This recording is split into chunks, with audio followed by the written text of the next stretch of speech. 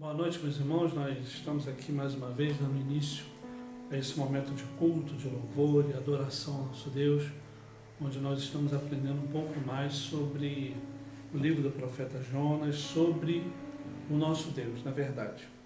Mas antes nós vamos abrir nossas Bíblias e vamos orar, vamos falar com o nosso Deus, vamos cantar louvores ao nosso Deus também. Abra sua Bíblia na primeira carta de Paulo aos Tessalonicenses, primeira carta de Paulo aos Tessalonicenses, no capítulo 5. Nós vamos ler do verso 12 até o final do capítulo, até o verso 28. Primeira carta de Paulo aos Tessalonicenses, capítulo 5, do verso 12 ao verso 18 da palavra de Deus. Vamos orar primeiro, vamos falar com o nosso Deus nessa hora. Pai eterno, Deus querido, Tu és um Deus maravilhoso, tremendo, Pai. Nós colocamos as nossas vidas diante da Tua presença, sabemos que Tu és um Deus santo e todo-poderoso, Pai. Tu és um Deus eterno, um Deus magnífico, um Deus tremendo, Pai. Um Deus que está acima de tudo e de todos, um Deus que está bem presente em meio às nossas vidas, ó Pai. Por isso, Pai, em nome de Jesus, aceita a nossa adoração, aceita nosso louvor. Nós sabemos sim que somos pecadores e reconhecemos, Senhor, que somos completamente dependentes do Senhor no que diz respeito a tudo em nossa vida. Que nós possamos, em nome de Jesus, pela Tua graça, pela Tua misericórdia, Pai, ter a nossa adoração aceita diante da Tua presença. Que o Senhor possa perdoar os nossos pecados. No nome santo de Jesus que nós oramos. Amém, Senhor. Amém, Pai. Louvado seja Deus, queridos. Primeira carta de Paulo aos Tessalonicenses, capítulo 5. Nós vamos ler do verso 12 até o verso 28. Diz assim a palavra de Deus: Agora vos rogamos, irmãos, que acateis com apreço os que trabalham entre vós e os que vos presidem no Senhor e vos admoestam, e que os tenhais com amor e máxima consideração por causa do trabalho que realizam. Vivei em paz uns com os outros. Exorto-vos também, irmãos, a que admoesteis os insubmissos, consoleis os desanimados e ampareis os fracos e sejais longânimos para com todos. Evitai que alguém retribua a outrem mal por mal, pelo contrário, segui sempre o bem entre vós e para com todos. Regozijai-vos sempre, orai sem cessar. Em tudo dai graças, porque esta é a vontade de Deus em Cristo Jesus para convosco. Não apagueis o Espírito, não desprezeis os profetas, julgai todas as coisas, retende o que é bom, abstende-vos de toda forma de mal. O mesmo Deus da paz vos santifique em tudo, e o vosso espírito, alma e corpo sejam conservados íntegros e irrepreensíveis na vinda do nosso Senhor Jesus Cristo. Fiel é o que vos chama, o qual também fará. Irmãos, orai por nós, saudai todos os irmãos com ósculo santo. Conjuro-vos pelo Senhor que esta epístola seja lida a todos os irmãos. A graça do nosso Senhor Jesus Cristo seja convosco. Bem, queridos, louvado seja Deus pela sua palavra lida. Aqui o apóstolo Paulo vai falar sobre que nós devemos respeitar uns aos outros, que nós devemos nos submeter uns aos outros, que nós devemos orar uns pelos outros. E então esse é o momento que nós vamos louvar ao nosso Deus, vamos adorar o nosso Deus, e hoje nós vamos ler lá no livro de Jonas, o capítulo 2 todo, e a gente vai estar aprendendo um pouco mais sobre algumas lições importantes desse livro para as nossas vidas. Vamos estar louvando o nosso Deus nessa hora. Graças dou por esta vida, pelo bem que revelou. Graças dou pelo futuro e por tudo que passou. Pelas bênçãos derramadas, pelo amor, pela aflição, pelas graças reveladas. Graças dou pelo perdão, graças pelo azul celeste e por nuvens que há também, pelas rosas do caminho e os espinhos que elas têm, pelas noites desta vida, pela estrela que brilhou, pela prece respondida e a esperança que falhou, pela cruz e o sofrimento e a final ressurreição, pelo amor sem medida, pela paz no coração, pela lágrima vertida e o consolo que é sem par, pelo dom da eterna vida, sempre graças hei de dar.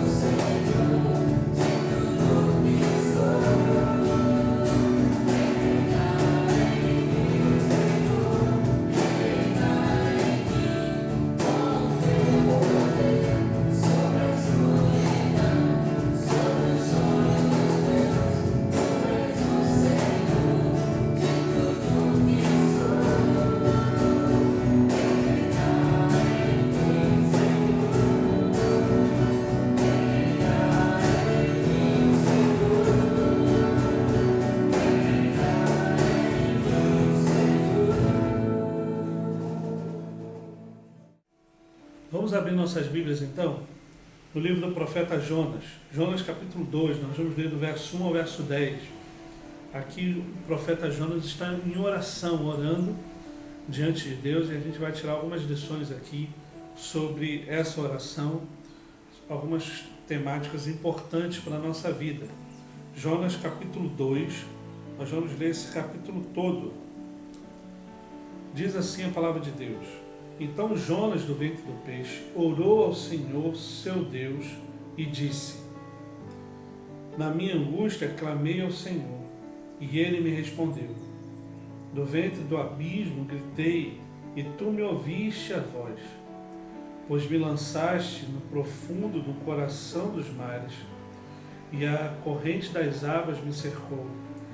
Todas as tuas ondas e as tuas vagas passaram por sobre mim, por cima de mim. Então eu disse: lançado estou de diante dos teus olhos, tornarei porventura a ver o teu santo templo? As águas me cercaram até a alma, o abismo me rodeou, e as algas se enrolaram na minha cabeça. Desci até os fundamentos dos montes, desci até a terra, cujos ferrolhos se correm sobre mim para sempre. Contudo fizeste abrir da sepultura minha vida. Ó Senhor meu Deus! Quando dentro de mim desfalecia a minha alma, eu me lembrei do Senhor, e subiu a minha oração.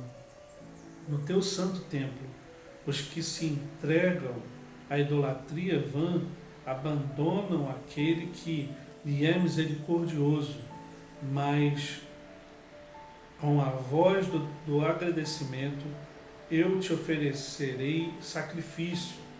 O que votei pagarei, ao Senhor pertence a salvação.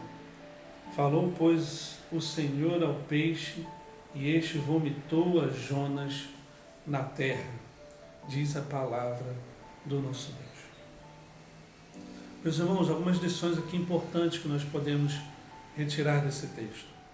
Essas lições eu estou pegando também de comentários bíblicos, usando principalmente o comentário bíblico do livro de Jonas, do reverendo Hernandes Dias Lopes. Então, esses tópicos aqui estão descritos lá também, muitos deles, algumas coisas aqui eu tenho adaptado para os irmãos. Mas, que lições nós podemos tirar desse capítulo 2? Primeiro, uma oração. Jonas aqui ele vai falar sobre o desespero dele. E se vocês olharem essa oração de Jonas, a gente vai ver muitas semelhanças com os livros de Salmos. Quando a gente pega, o salmista fala que das profundezas clamam-te, Senhor, e aqui parece que Jonas faz e pega algumas frases desses salmos justamente para orar e falar com Deus. Então, queridos, a gente pode fazer isso também. Pegue um salmo, leia ele, decore, medite nele e comece a orar também falando, recitando alguns tipos de salmos, algumas coisas desse tipo, contextualizando com a sua própria vida. É importante a gente falar isso a cada um, para a gente entender como é a oração, o que é a oração e como devemos orar, certo?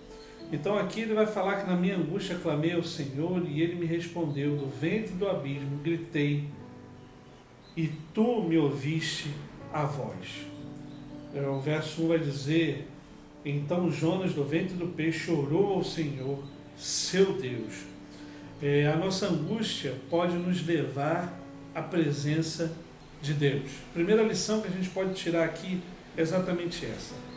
Que no meio das nossas angústias, no meio dos nossos medos, no meio das nossas provações, nós podemos encontrar um refúgio seguro na pessoa de Deus, na pessoa do nosso Senhor e Salvador Jesus Cristo, na pessoa do nosso eterno e bondoso Deus. E é a Ele que nós devemos, no meio das nossas angústias, recorrer.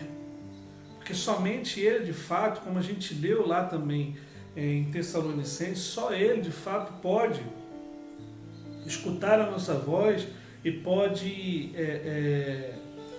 entender o nosso próprio coração, que nós mesmos não entendemos. Então talvez você possa estar passando por uma angústia terrível na sua vida hoje, como o profeta Jonas passou. Aqui o profeta Jonas passou essa angústia toda porque ele pecou contra Deus.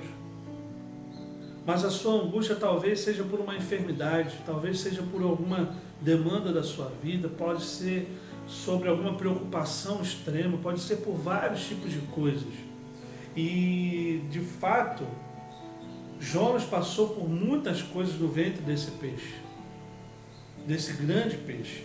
E ele recorreu ao Senhor. E aqui, ele vai dizer o seguinte, no verso 1 e 2, né? Então Jonas do ventre do peixe chorou ao Senhor, seu Deus. Ele orou ao Senhor, seu Deus. Ele vai falar que na angústia dele ele clamou ao Senhor. E ele me respondeu, do ventre do abismo, gritei, e tu me ouviste. Talvez você esteja gritando, mas talvez você esteja gritando de diversas formas, de várias maneiras. Talvez você esteja gritando para a pessoa errada. Talvez você esteja gritando para a sua própria consciência ou para a sua própria forma de enxergar a vida. Mas o local certo que você deve depositar a sua angústia é na pessoa de Cristo, na pessoa do nosso Deus. Jonas aqui, na angústia dele, ele olhou no abismo que ele estava, ele gritou e foi ouvido, mas ouvido por Deus. Ouvido por Deus. Então a primeira lição que a gente pode perceber aqui e entender é exatamente essa. A nossa angústia pode nos levar à presença de Deus. E é isso que nós precisamos ver.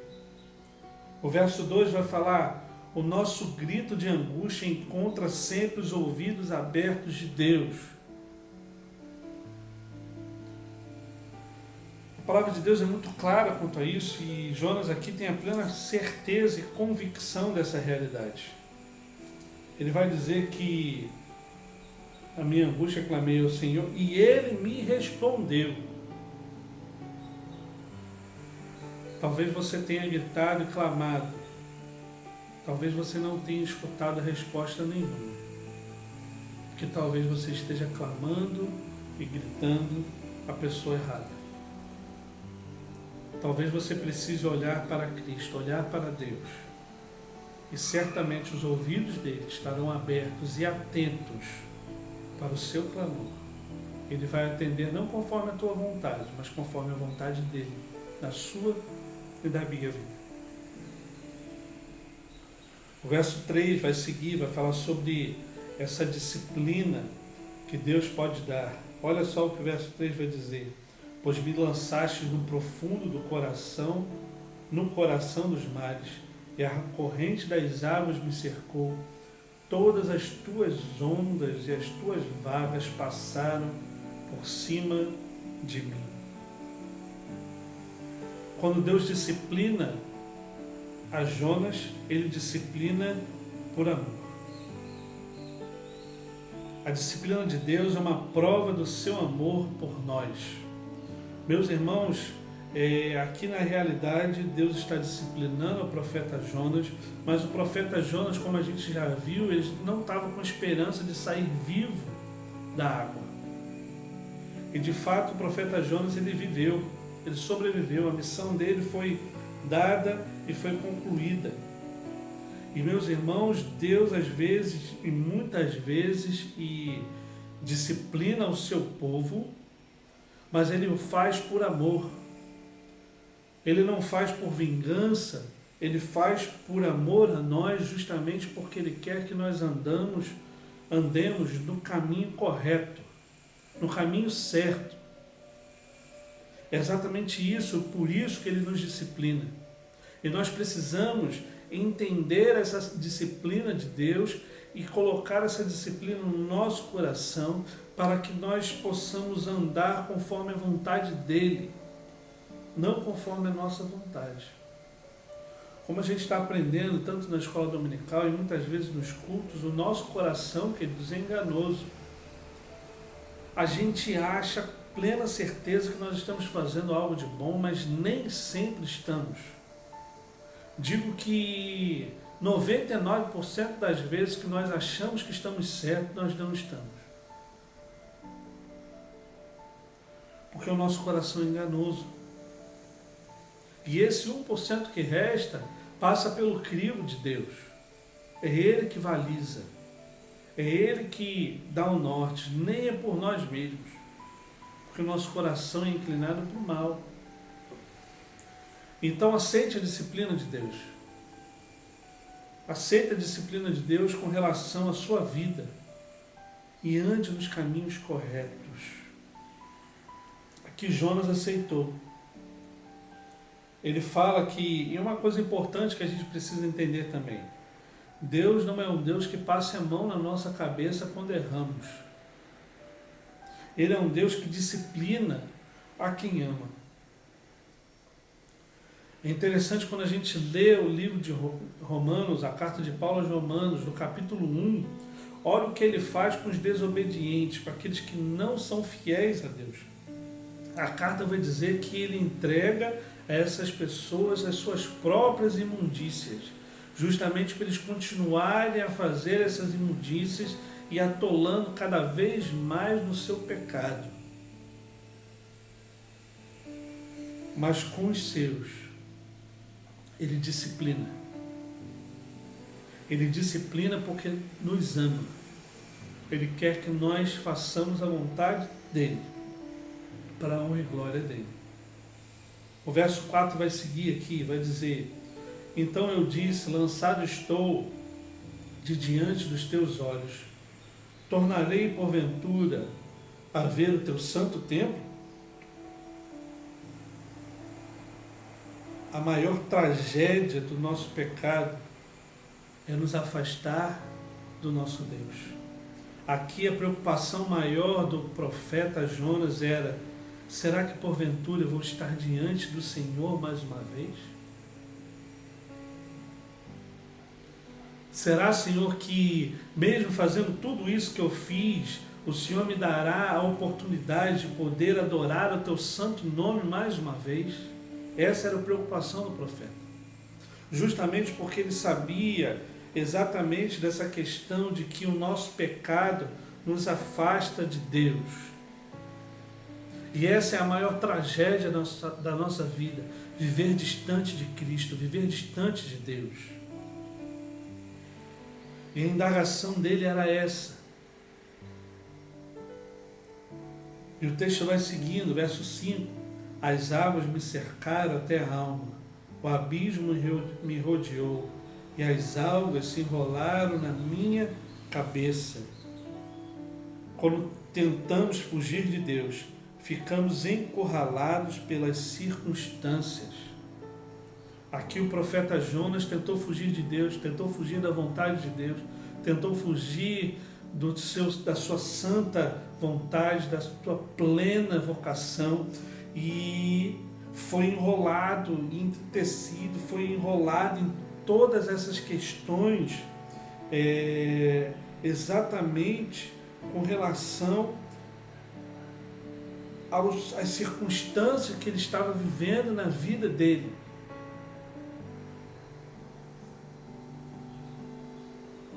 As águas o cercaram, as circunstâncias eram terríveis, ele estava no ventre do grande peixe, podendo morrer, as águas os circundavam, ele estava vagando dentro do mar, e aqui o texto vai seguir, vai falar que ele foi nas profundezas dos montes, na raiz dos montes, ele desceu até o fundo do mar.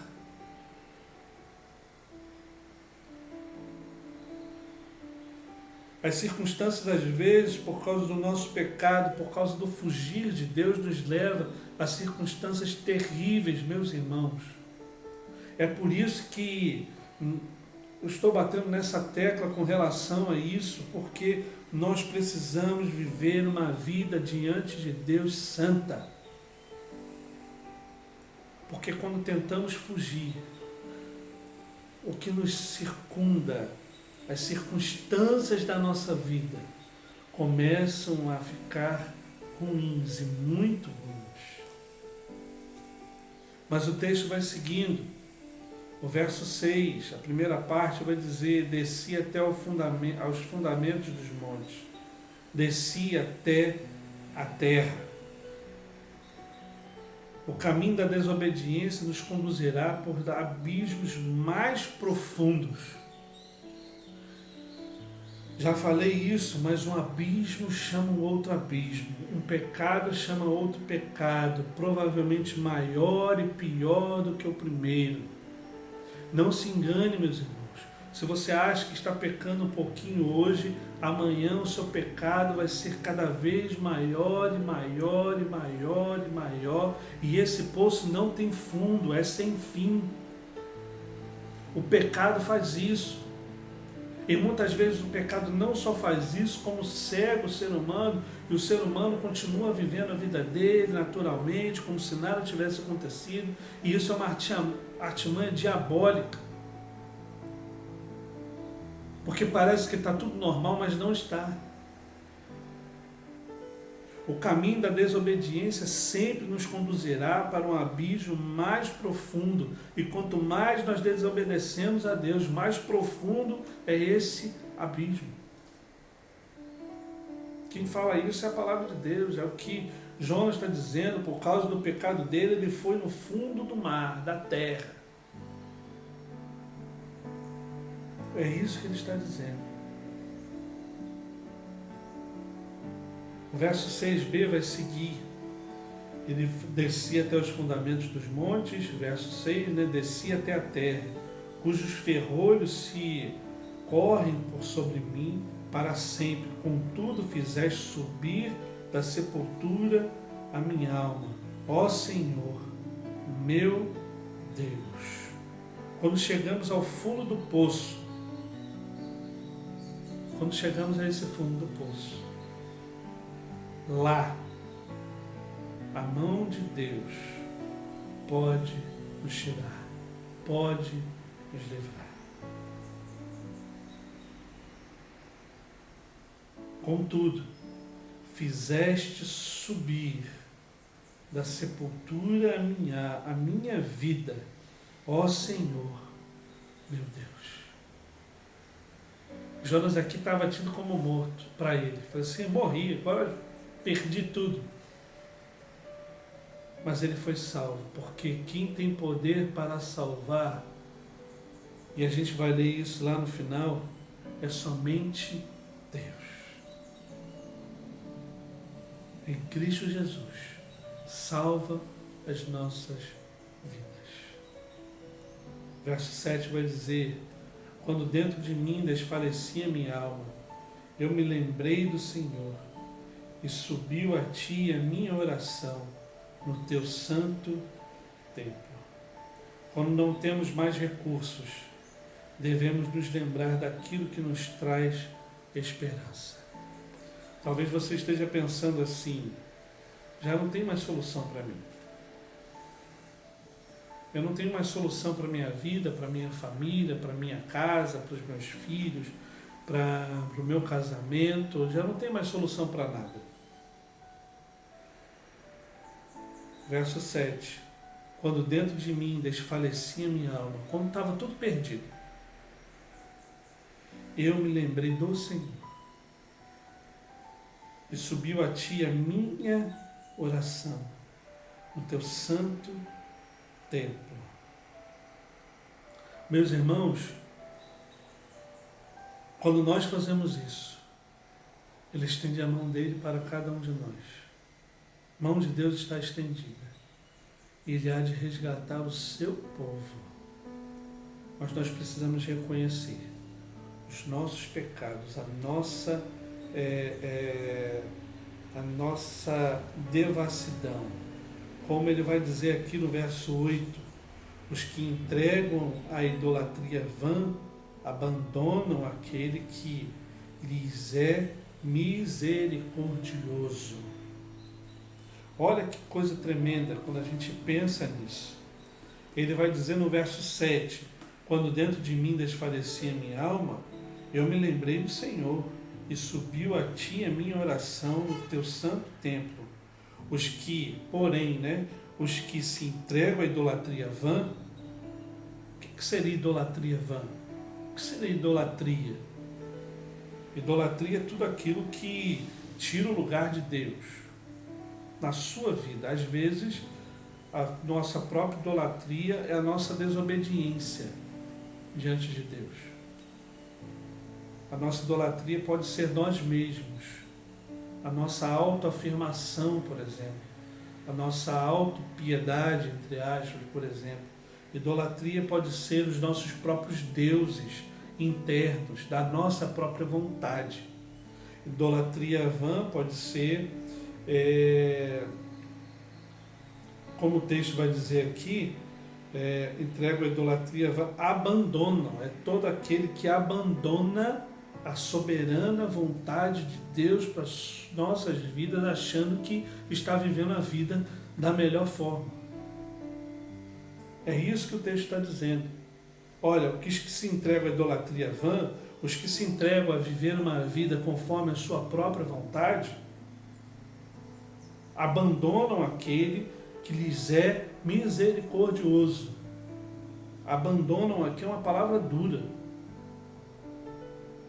Uma palavra tipo assim, não querem saber daquele que é misericordioso para com ele. É isso que o texto está dizendo. Então, quando você se sentir no fundo do poço, não ache que você é forte o suficiente para sair de lá. Isso é idolatria. Clame ao Senhor. Clame ao Senhor. E o verso 9 e o verso 10 vai fazer um desfecho tremendo aqui. Um desfecho que nós devemos saber, já sabemos disso. Olha o que o verso 9 vai dizer.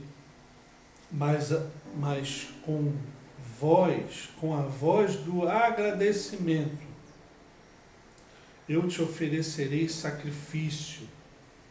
O que votei pagarei. Ao Senhor pertence a salvação.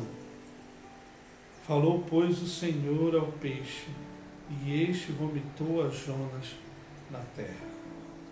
O verso 9 está ensinando o seguinte, que nós devemos saber que só encontramos verdadeiro sentido da vida quando nos voltamos para Deus. Só existe uma forma de a gente ter o real sentido da vida.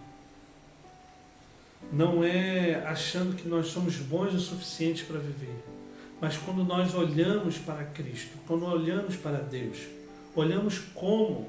Com a voz do agradecimento. Olha o que o texto está dizendo, mas com a voz do agradecimento. Ele é agradecido pela misericórdia de Deus, olhou para Deus. Ele não estava arrogante diante de Deus, muito pelo contrário. Estava agradecido a Deus. E mais o que o profeta fez? Eu te oferecerei sacrifícios. E o que votei, paguei. Ele demonstrou, sabe o que? A fidelidade dele a esse Deus que o livrou. Por que ele devotou essa fidelidade a Deus? Ele vai dizer no verso 9, ao Senhor pertence a salvação. O profeta aqui, então ele reconhece que a salvação não é pelo que ele fez ou faz, não é pelas obras das suas mãos, não é porque ele obedeceu ou desobedeceu. A salvação é do Senhor, justamente para aqueles que, ouvindo a sua voz, caminham com ele e o obedecem, não para ter algo de Deus, mas simplesmente para obedecer ao chamado de Deus para a vida dele. A pergunta que eu faço essa noite é: o quanto nós estamos ouvindo a voz de Deus e obedecendo a esse Deus. O quanto, meus irmãos, nós estamos agradecidos a esse Deus soberano. O quanto nós estamos sendo fiéis a Ele nas nossas ofertas, não digo ofertas financeiras, mas digo do nosso coração sendo ofertado em serviço a Ele. Isso inclui também ofertas e dízimos.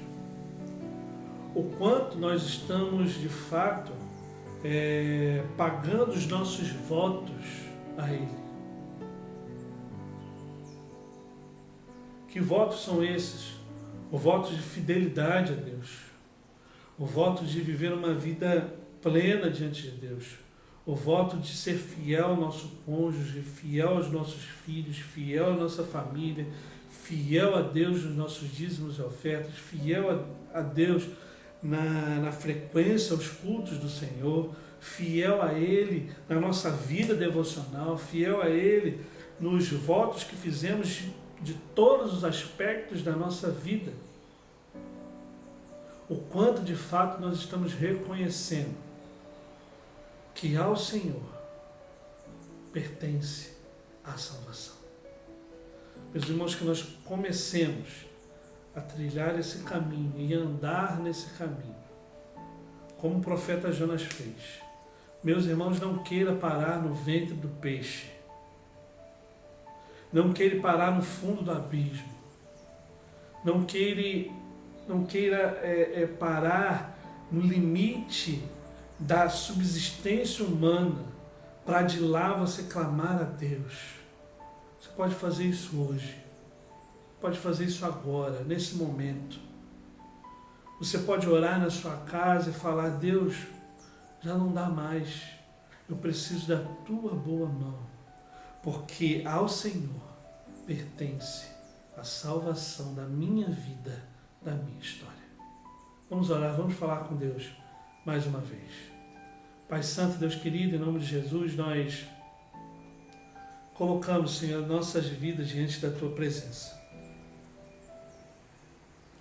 Pai eterno, em nome de Jesus, nós não temos a dimensão, muitas vezes, do nosso erro. Às vezes nós já estamos até dentro do grande peixe. E vemos a turbulência da nossa vida, da nossa história.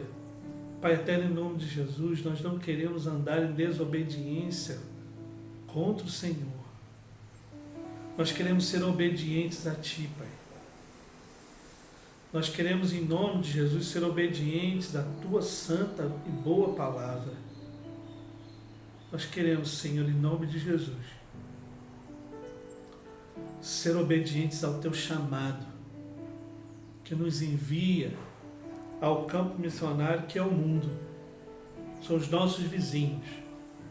Que, em nome de Jesus, nós possamos entender isso, Pai. E em nome de Jesus, que nós possamos, pela Tua graça, pela Tua misericórdia, viver uma vida digna do Teu santo Evangelho. É no nome santo de Jesus que nós oramos. Amém, Senhor. Amém, Pai. Meus irmãos, louvado seja o nome do Senhor. No próximo domingo, às 9 horas da manhã, nós temos um encontro marcado.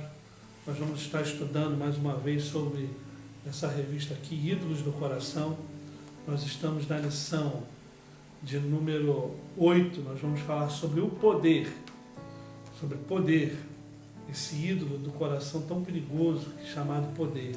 Então nós vamos estar falando, meditando um pouco mais sobre essa lição para o aprendizado da nossa vida.